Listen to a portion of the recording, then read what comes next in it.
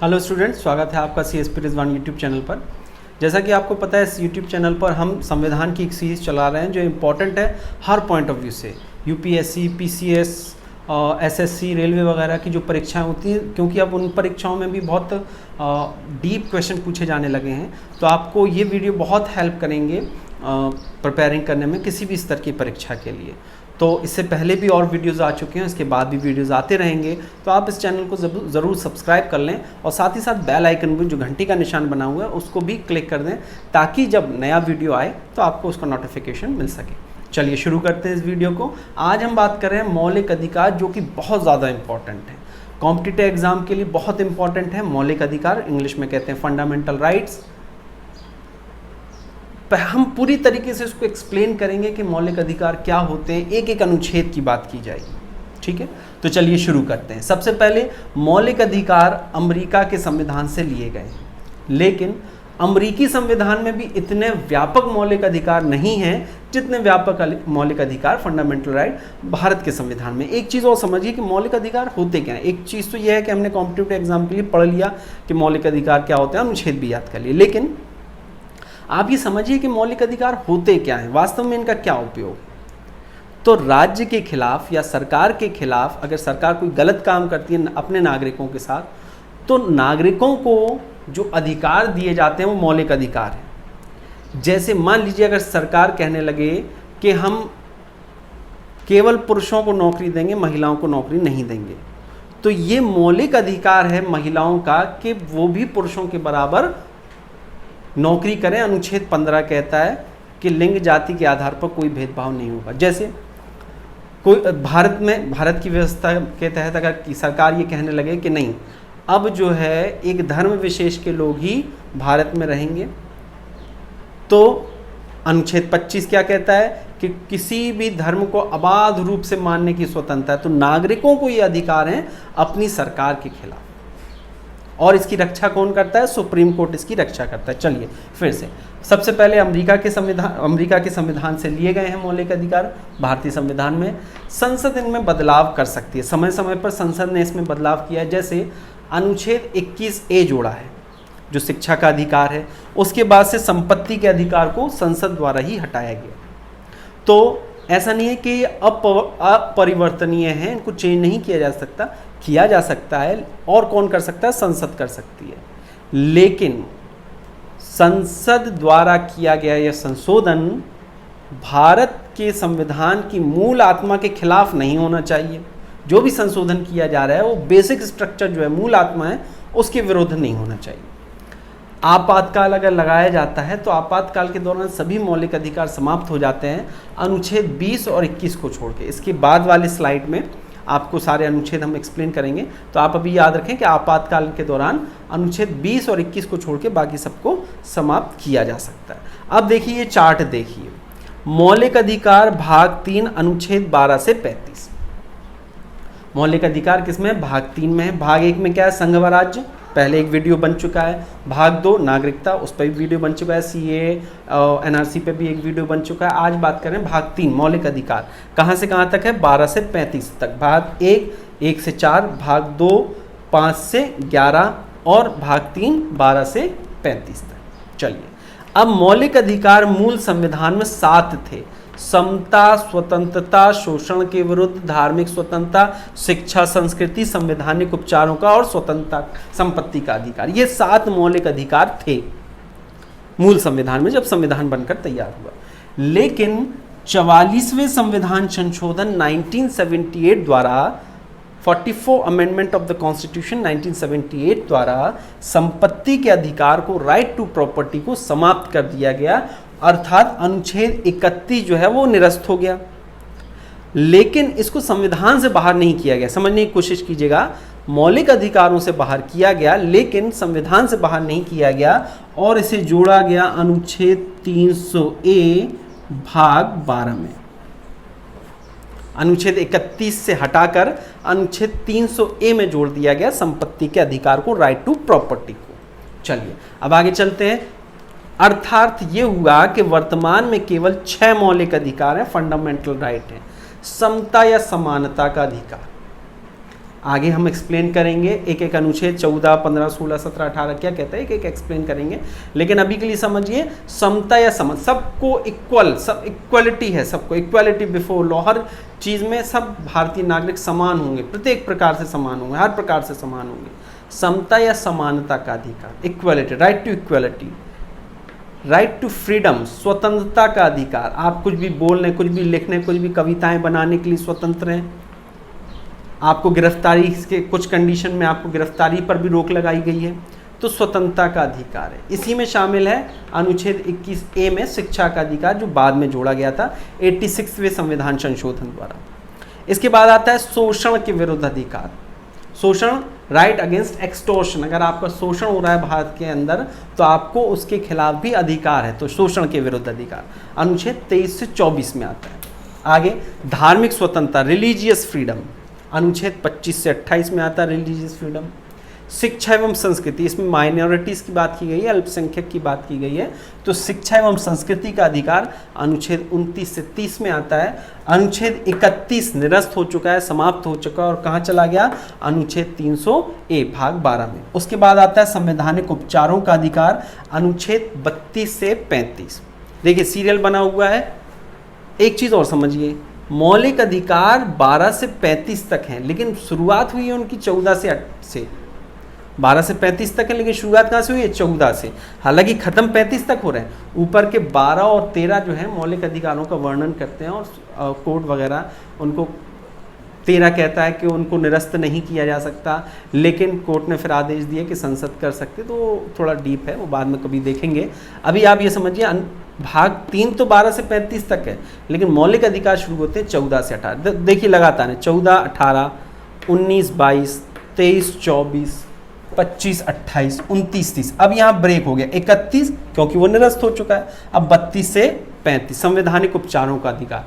तो संविधान के जो मौलिक अधिकार हैं उनकी रक्षा करना स्वयं में एक मौलिक अधिकार है। वो कैसे है वो आपको आगे वीडियो जब आप देखेंगे आपको धीरे धीरे क्लियर होता जाएगा कि कैसे ये है। तो अभी के लिए केवल यही कि संवैधानिक उपचारों का अधिकार अनुच्छेद 32 से 35 में। तो चलिए आगे चलते हैं और इनको एक एक अनुच्छेद करके पढ़ते हैं। चलिए स्टूडेंट्स आगे चलते हैं। इसमें हमने सारे मौलिक अधिकारों को अच्छे से अनुच्छेद के साथ वर्णित किया है। उम्मीद करते हैं आपको बहुत अच्छे समझ में आएगा। याद रखिए ये अनुच्छेद बहुत ज़्यादा इम्पॉर्टेंट है परीक्षा के पर्सपेक्टिव से, परीक्षा के पॉइंट ऑफ व्यू से। तो ये सारे अनुच्छेद आपको याद होना चाहिए। अगर अनुच्छेद याद नहीं हो रहे हैं तो आप बार बार वीडियो को देखिए या फिर इनको कहीं नोट कर लीजिए और याद करने की कोशिश कीजिए, क्योंकि अनुच्छेद बहुत ज़्यादा इम्पॉर्टेंट है। सबसे पहले समता या समानता का अधिकार है। इनको एक्सप्लेन भी करेंगे आर्टिकल्स को। समता या समानता, सबको समान अधिकार है। अनुच्छेद 14 कहता है विधि के समक्ष समानता। आर्टिकल 14 इक्वलिटी बिफोर लॉ, मतलब जो लॉ होगा, जो कानून होगा, जो विधि, संविधान में जहाँ भी शब्द आए विधि का, उसका मतलब है कानून। तो जो भी लॉ होगा उसके सामने सभी लोग बराबर होंगे। ऐसा नहीं है कि कोई अमीर के लिए विधि अलग होगी, कानून अलग होगा, किसी गरीब के लिए कानून अलग होगा, ऐसा नहीं है। मौलिक अधिकार में अनुच्छेद 14 कहता है विधि के समक्ष समानता, इक्वलिटी बिफोर लॉ। अनुच्छेद 15 कहता है लिंग, जाति, धर्म, मूल स्थान, जन्म स्थान के आधार पर कोई भेदभाव नहीं होगा। एक पिक्चर भी आई थी आयुष्मान खुराना की, आर्टिकल 15, उसमें यही वर्णित था कि लिंग, सेक्स, धर्म, रिलीजन, जाति, कास्ट, जन्म स्थान, मूल वंश, गोरा, काला, इसके आधार पर भारत में किसी भी प्रकार का भेदभाव नहीं होगा। कौन सा आर्टिकल है? आर्टिकल 15। याद रखिएगा, मोस्ट इंपॉर्टेंट आर्टिकल है ये। अनुच्छेद 16 लोक नियोजन में सबका समान हक होगा। सरकार जो नियोजन करेगी लोक नियोजन में सबका समान हक होगा। 17 इंपॉर्टेंट है, ये बहुत पूछा जाता है। आर्टिकल 17 अनुच्छेद 17 अस्पृश्यता कांड, एंड ऑफ अनटचेबिलिटी।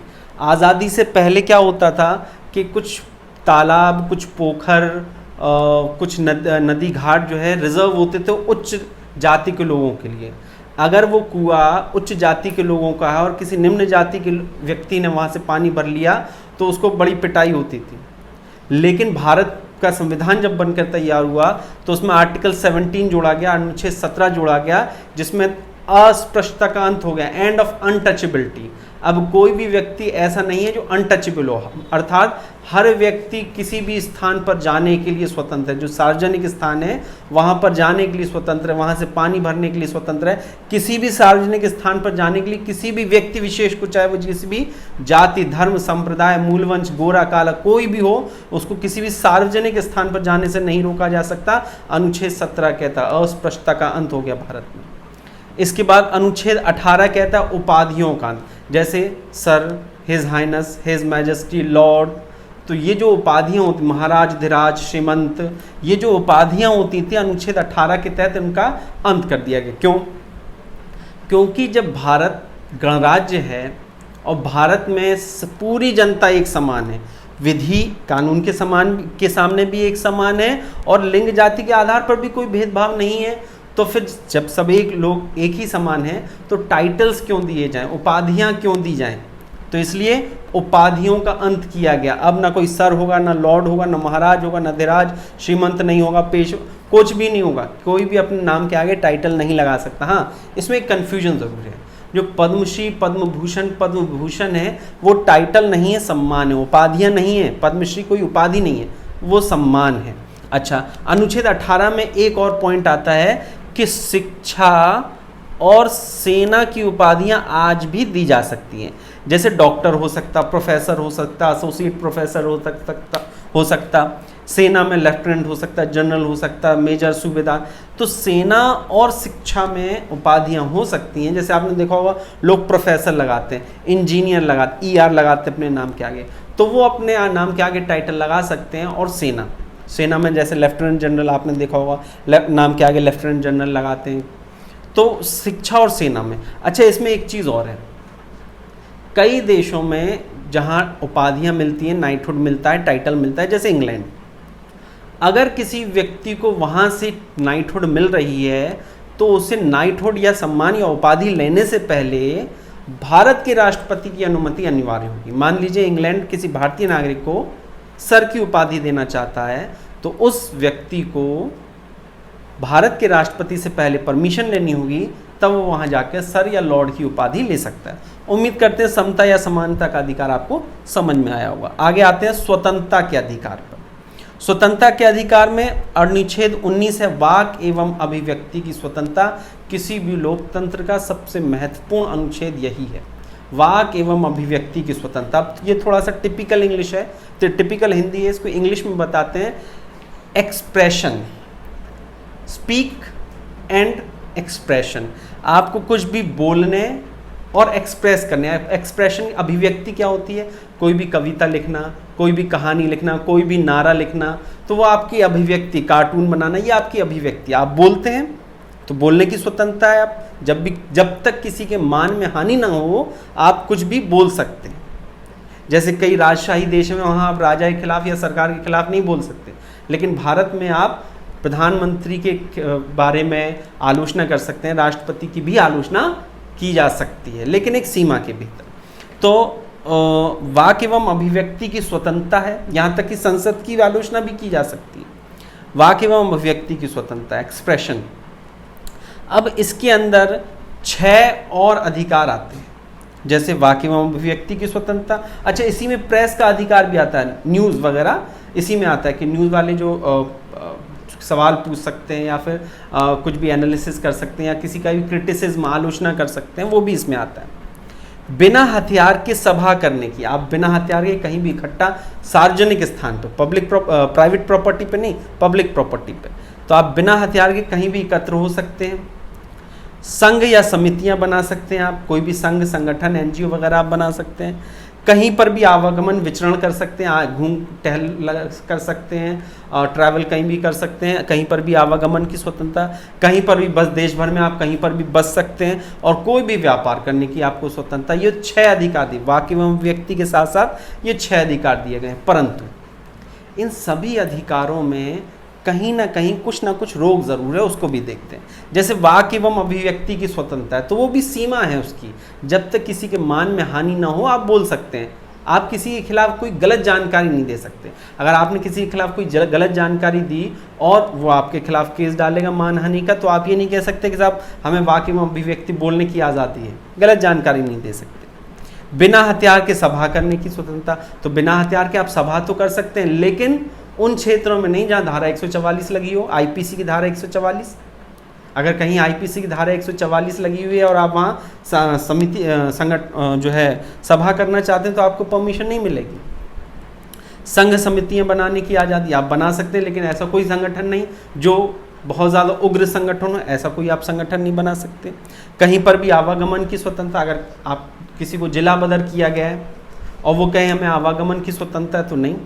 कहीं जैसे अनुसूचित जातीय क्षेत्र हैं, जैसे अंडमान निकोबार के कई क्षेत्र हैं और नॉर्थ ईस्ट के कई क्षेत्र हैं, वहाँ पर आम लोगों को जाने की परमिशन नहीं है, तो इसमें भी रिस्ट्रिक्शन है। कहीं पर भी बस जाने, अनुसूचित जनजातीय क्षेत्रों में नहीं बस सकते लोग।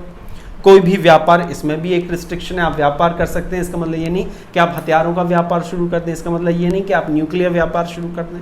तो इसमें सब अधिकार ज़रूर हैं, लेकिन कुछ ना कुछ इसमें रिस्ट्रिक्शन भी दी गई हैं। 19 की बात आता है 20, अपराध के लिए दोष सिद्धि, ये इंपॉर्टेंट है, अपराध के लिए दोष सिद्धि। 21 भी इंपॉर्टेंट है, 21 में है जीवन जीने की स्वतंत्रता। स्टेट या फिर देश किसी भी व्यक्ति से जीवन जीने की स्वतंत्रता को नहीं छीन सकता। इसका बहुत खूबसूरत एग्जाम्पल है स्वेच्छा मृत्यु। स्वेच्छा मृत्यु क्या होती है कि अगर कोई मेडिकली बहुत परेशान है तो अपने लिए स्वेच्छा से मृत्यु मांग सकता है, लेकिन इस पर भी सुप्रीम कोर्ट ने कई नॉर्म्स डाले हैं कि ये होना चाहिए, वो बात की बात है। बहरहाल जीवन जीने की स्वतंत्रता है, भारत के अंदर आपको पूर्ण अपने अच्छे तरीके से जीवन जीने की स्वतंत्रता है। स्टेट या देश कभी भी आपसे जीवन जीने की स्वतंत्रता को नहीं छीन सकता। इसमें भी अनुच्छेद 21 में एक और आर्टिकल जोड़ा गया, आर्टिकल 21A, ये भी इंपॉर्टेंट है। आर्टिकल 21A क्या कहता है? राइट टू एजुकेशन, शिक्षा का अधिकार। जब भी पूरे संविधान में ABCD कुछ चीज़ आए तो वो जोड़ा गया है बाद में, अर्थात संविधान संशोधन भी होगा। तो शिक्षा का अधिकार संविधान संशोधन 86 था, संविधान संशोधन 86 के द्वारा भारतीय संविधान में जोड़ा गया। संविधान संशोधन 86 द्वारा अनुच्छेद 21A जोड़ा गया, जो कहता है प्रत्येक 6 से 14 वर्ष की उम्र के बच्चे को भारत में शिक्षा देना अनिवार्य है। निःशुल्क एवं अनिवार्य शिक्षा की व्यवस्था की गई है अनुच्छेद 21A द्वारा। 22 है, कुछ दशाओं में गिरफ्तारी से मुक्ति है, गिरफ्तारी से रोक है कुछ दशाओं में। इसके बाद आते हैं शोषण के विरुद्ध अधिकार। शोषण के विरुद्ध अधिकार में 2 अनुच्छेद हैं, अनुच्छेद 23 और अनुच्छेद 24। एक्सटॉर्शन, राइट अगेंस्ट एक्सटॉर्शन, शोषण के विरुद्ध अधिकार है। आर्टिकल 23 कहता है दास प्रथा का अंत, मतलब भारत की सीमा के भीतर किसी भी महिला, पुरुष, बच्चे आदि की खरीद फरोख्त, बेचा या खरीदा नहीं जा सकता। जैसे पहले गुलाम व्यवस्था या दास व्यवस्था चलती थी, उस पर भारत में पूर्ण तरह रोक लगा दी गई है। अब किसी भी व्यक्ति को बेगार नहीं कराया जा सकता। बेगार मतलब होता है बिना पैसे के काम कराना। तो किसी व्यक्ति के साथ बेगार नहीं कराया जा सकता, उससे बिना पैसे काम नहीं कराया जा सकता। साथ ही साथ दास प्रथा का भी अंत हो गया है, गुलाम व्यवस्था का भी अंत हो गया है।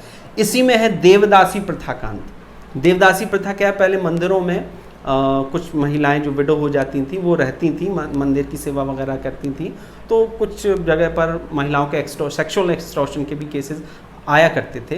तो इसलिए देवदासी प्रथा का भी अंत अनुच्छेद 23 में ही आता है। इंपॉर्टेंट है, याद रखिएगा। अनुच्छेद 19 प्रेस की आज़ादी, याद रखिएगा। 23 देवदासी प्रथा का अंत, दास प्रथा का अंत, बेगार का अंत और महिला, पुरुष, बच्चों की खरीद फरोख्त का अंत। 24 बच्चों को जोखिम भरे कामों में नहीं लगाया जा सकता।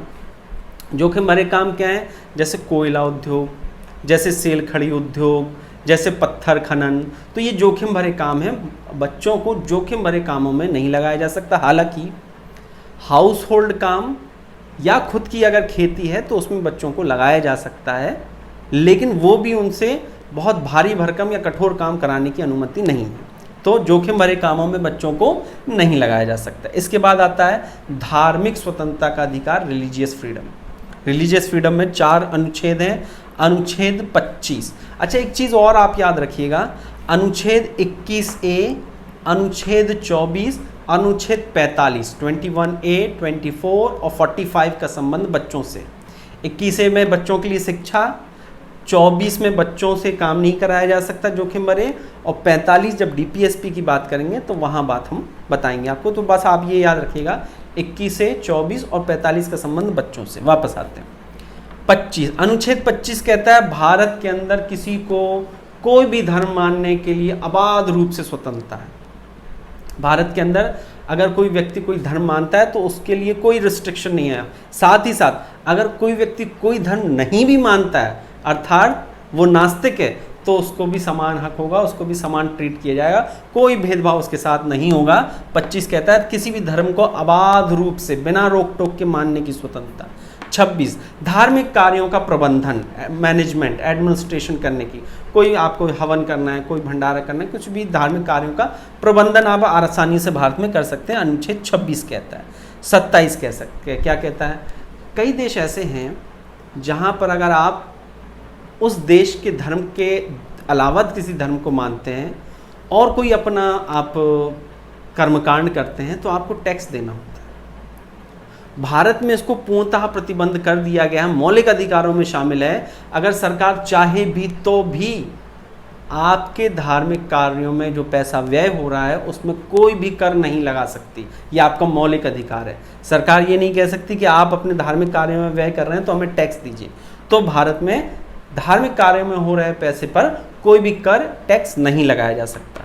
28, धार्मिक अनुष्ठान बनाने की आपको स्वतंत्रता, कोई भी आप धार्मिक अनुष्ठान बना सकते हैं। शिक्षा एवं संस्कृति का अधिकार, शिक्षा एवं संस्कृति का अधिकार में 2 अनुच्छेद है, अनुच्छेद 29 और अनुच्छेद 23। अनुच्छेद 29 कहता है अल्पसंख्यकों के हितों का संरक्षण। अब अल्पसंख्यक कौन होते हैं? भारत में 2 प्रकार के अल्पसंख्यक होते हैं, भाषाई अल्पसंख्यक लिंग्विस्टिक माइनॉरिटीज और धार्मिक अल्पसंख्यक रिलीजियस माइनॉरिटीज। जिन भाषाओं को बोलने वाले कम लोग हैं उनको भाषाई अल्पसंख्यक कहते हैं, और जिन धर्मों को मानने वाले कम लोग हैं उन्हें धार्मिक अल्पसंख्यक कहते हैं, जैसे मुस्लिम, जैन, बौद्ध, सिख, पारसी, ये धार्मिक अल्पसंख्यक माने जाते हैं। तो भारत में एक क्वेश्चन ये भी आता है कि अल्पसंख्यक कितने प्रकार के होते हैं? 2 प्रकार के, भाषाई अल्पसंख्यक, धार्मिक अल्पसंख्यक। अब धार्मिक अल्पसंख्यक कितने प्रकार के होते हैं? 6 प्रकार के होते हैं, वो हमने आपको बता दिया, जैसे पारसी, जैन, बौद्ध, सिख, मुस्लिम वगैरह वगैरह, ईसाई। तो ये सब धार्मिक अल्पसंख्यक होते हैं। तो अल्पसंख्यकों के हितों का संरक्षण मतलब जो माइनॉरिटीज़ हैं, अल्पसंख्यक हैं, उनके हितों का भारत में संरक्षण किया जाएगा। और वो जो अल्पसंख्यक है अपने शिक्षण संस्थानों को खोल सकते हैं। जो कई इंस्टीट्यूट होते हैं, माइनॉरिटी इंस्टीट्यूट होते हैं, तो वो अल्पसंख्यक वर्ग अपने शिक्षण, एजुकेशनल इंस्टीट्यूट्स खोल सकते हैं। और अनुच्छेद 28 को अगर साथ में पढ़ा जाए तो अनुच्छेद 28 कहता है धार्मिक अनुष्ठानों में किसी भी स्टूडेंट को भाग लेने के लिए विवश नहीं किया जा सकता। कोई भी इंस्टीट्यूट, कोई भी संगठन किसी व्यक्ति को, किसी स्टूडेंट को किसी धर्म विशेष के अनुष्ठान में भाग लेने के लिए विवश नहीं कर सकता है। 30, शिक्षा एवं संस्कृति का अधिकार, ये हो गया शिक्षण संस्थान खोलने का अधिकार। इसके बाद आता है संवैधानिक उपचारों का अधिकार। अब इसको आप थोड़ा सा समझिएगा। मौलिक अधिकारों की रक्षा करना स्वयं में एक मौलिक अधिकार है। इससे पहले भी हमने आपको बताया था इसी वीडियो में कि मौलिक अधिकारों की रक्षा करना स्वयं में एक मौलिक अधिकार है। जैसे इसको एक एग्जाम्पल लेके समझते हैं। आर्मी हमारी देश की रक्षा करती है। आर्मी के अंदर एक खुद की पुलिस होती है जिसे को कहते हैं मिलिट्री पुलिस, MP। उसकी पहचान क्या है? वो रेड कलर का यहाँ कपड़ा बांधे रहते हैं जिस पर लिखा होता है MP, मिलिट्री पुलिस। तो मिलिट्री की रक्षा करना मिलिट्री का ही काम है। उसी प्रकार मौलिक अधिकारों की रक्षा करना मौलिक अधिकार का ही काम है, अर्थात मौलिक अधिकारों की रक्षा मौलिक अधिकारों में ही दी गई है, जिसको कहते हैं आप संवैधानिक उपचारों का अधिकार। पहले चर्चा की जा चुकी है। अब संवैधानिक उपचारों के अधिकार में सुप्रीम कोर्ट और हाई कोर्ट को यह अधिकार है कि अगर किसी व्यक्ति के मौलिक अधिकारों का हनन होता है तो डायरेक्ट फैसले ले और उनको निपटाए। इस चीज के लिए न्यायालयों को 5 अधिकार दिए गए हैं जिन्हें कहते हैं रिट। बंदी प्रत्यक्षीकरण, क्यू वारंटो, परमादेश, प्रतिषेध लेख, उत्प्रेषण, अधिकार प्रश्नलेख। ये 5 रिट हैं। RIT रिट जारी की जाती हैं 5 रिट। अब इसको एक एक करके समझते हैं 5 रिट में क्या क्या है। पहली बात तो आप ये समझ लें, न्यायालय के पास है और न्यायालय मौलिक अधिकारों की रक्षा के लिए इनको पास। हाँ, एक क्वेश्चन और आता है कि मौलिक अधिकारों की रक्षा करना या मौलिक अधिकारों का गार्जियन अभिभावक कौन है या संविधान का अभिभावक कौन है, तो सर्वोच्च न्यायालय। तो बंदी प्रत्यक्षीकरण, नाम से ही है बंदी प्रत्यक्षीकरण। अगर किसी व्यक्ति को गलत तरीके से कैद किया गया है, बंद किया गया है, तो वो अपने लिए बंदी प्रत्यक्षीकरण का रिट न्यायालय उसके लिए जारी करेगा। वो व्यक्ति अप्लाई करेगा कि हमारे मौलिक अधिकारों का उल्लंघन हो रहा है, तो न्यायालय उसके लिए बंदी प्रत्यक्षीकरण की रिट जारी करेगा। परमादेश, अब कोई अधिकारी ऐसा है जिसके लिए न्यायालय ने आदेश जारी किया। देखिए इसका संधि विच्छेद करें, परम आदेश। अब अधिकारी को अगर आदेश देना तो परम आदेश होगा ना, परम आदेश। तो वो अधिकारियों को जब न्यायालय द्वारा आदेश जारी किया जाता है तो उसको कहते हैं परम आदेश। अब ये प्रतिषेध लेख और उत्प्रेषण ये जुडिशियल अंदरूनी मामला है। एक न्यायालय अपने अधीनस्थ न्यायालय या सबऑर्डिनेट कोर्ट को जब कोई ऑर्डर देता है या कोई आदेश देता है या कोई केस वहाँ से मंगाता है तो उसको प्रतिषेध लेख या उत्प्रेषण, ये न्यायालय का अंदरूनी मामला है। इसके बाद आता है अधिकार प्रश्नलेख। अधिकार प्रश्नलेख क्या होता है कि जब कोई अधिकारी से आम लोग, इसमें तो क्या होता है कि आदेश देता है न्यायालय, लेकिन अधिकार प्रश्नलेख में आम लोग जब कोई जानकारी मांगते हैं तो उसको कहा जाता है अधिकार प्रश्नलेख। उम्मीद करते हैं ये वीडियो आपको समझ में आया होगा पूरी तरीके से। यहाँ खोल के रखने की कोशिश की गई है मौलिक अधिकारों को। अगर आपको कोई भी कन्फ्यूजन है, कोई भी चीज़ समझ में नहीं आ रही तो प्लीज़ आप पूछिए कमेंट बॉक्स में। अगर आपको वीडियो यहाँ तक देख लिया तो प्लीज़ लाइक भी कीजिए और ज़्यादा से ज़्यादा लोगों में शेयर कीजिए।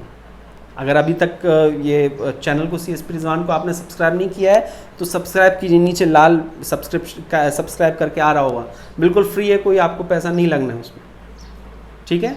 तो उम्मीद करते हैं यहाँ तक समझ में आया होगा, नहीं आया तो प्लीज़ आप कमेंट बॉक्स में पूछिए। धन्यवाद, आज के लिए इतना ही।